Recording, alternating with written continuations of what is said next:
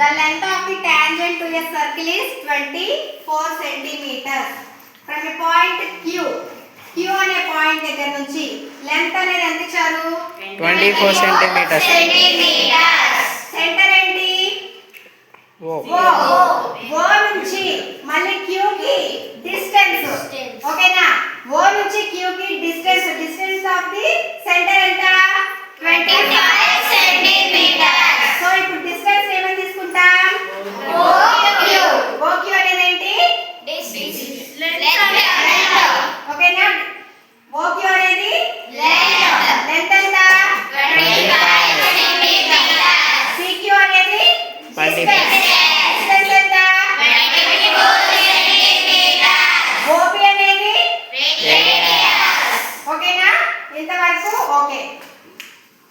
Given length of the tangent ఏంటి?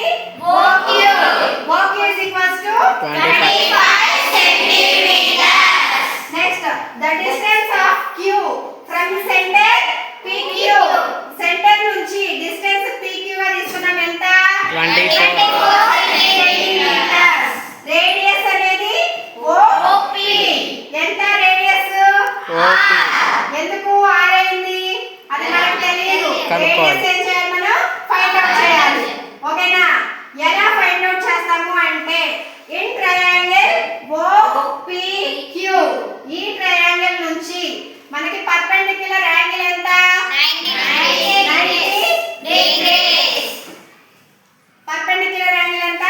90 degrees. In triangle OPQ ఎంత? 90 degrees. By using Pythagoras theorem ఉపయోగించి మనం మనకిచ్చిన వాల్యూస్ ని సబ్స్టిట్యూషన్ చేసుకొని r అనే రేడియస్ ని మనం ఇప్పుడు ఫైండ్ అవుట్ చేయవచ్చు. అంతేనా? అంతేనండి. మనకి పైథాగరస్ థీరం అంటే ఏంటి? OP square plus PQ square is equals to OQ square. అంతేనా? ఇప్పుడు OP స్క్వేర్ అంటే మనకి ఎంత? R square. R square plus PQ అంటే 24 స్క్వేర్. స్క్వేర్ ఉంది కాబట్టి మనం ఇక్కడ కూడా స్క్వేర్ తీసుకుంటాం. is equals to OQ అంటే ఎంత మనకి వాల్యూ? 25. సో OQ ప్లస్ లో 25 సెంటీమీటర్స్ హోల్ స్క్వేర్. ఇప్పుడు R స్క్వేర్ ప్లస్ 24 స్క్వేర్ అంటే మనం ఏం చేయాలి? 24 ని 2 టైమ్స్ మల్టిప్లై చేయాలి. సో చేద్దాం. 24 into 24. 4 4s are 16. 1. 4 2s are 8. 8 plus 1 9. into 2 4s are 8. 2 2s are 4. 6. 9 plus 8 17. 4 plus 1 5. 24 whole square అంటే ఎంత? 576. is equals to 25 whole square. 25 ని చేయాలి ఇప్పుడు 2 టైమ్స్ మల్టిప్లై చేయాలి. So 25 into 25. 5 5s are 25. 5 2s are 10. plus 2 into 2 5s are 10.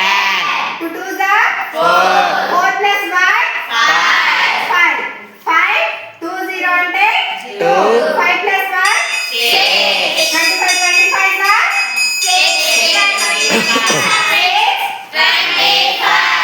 R square is equals to constant number ఇటువైపు తీసుకొచ్చుకుంటాం. అంతేనా? అంతేనండి. అప్పుడు 625 minus 576. 625 లో నుంచి 576 తీసేస్తే ఎంత? 49. 49. R square వాల్యూ ఎంత వచ్చింది? 49. ఇప్పుడు R వాల్యూ మనకు కావాలి. అవునా? R is equals to √49. Route ఎందుకు వచ్చింది మనకి? స్క్వేర్. డినామినేటర్ లో అది డినామినేటర్ కాదు. ఓకేనా? అవసరం అయితే తెచ్చుకుంటున్నాం అంతే. డినామినేటర్ అంటే బై ఉంటే డినామినేటర్ అవుతుంది. 1/2 న్యూమరేటర్ లో ఏముంది, డినామినేటర్ లో ఏముంది అనేది. ఓకేనా? R స్క్వేర్ ని మనం ఇటువైపు తీసుకొస్తే ఏమవుతుంది? Route. R is equals to √49. 49 ని మనం ఎలా రాసుకోవచ్చు? √77. ఎందుకు 7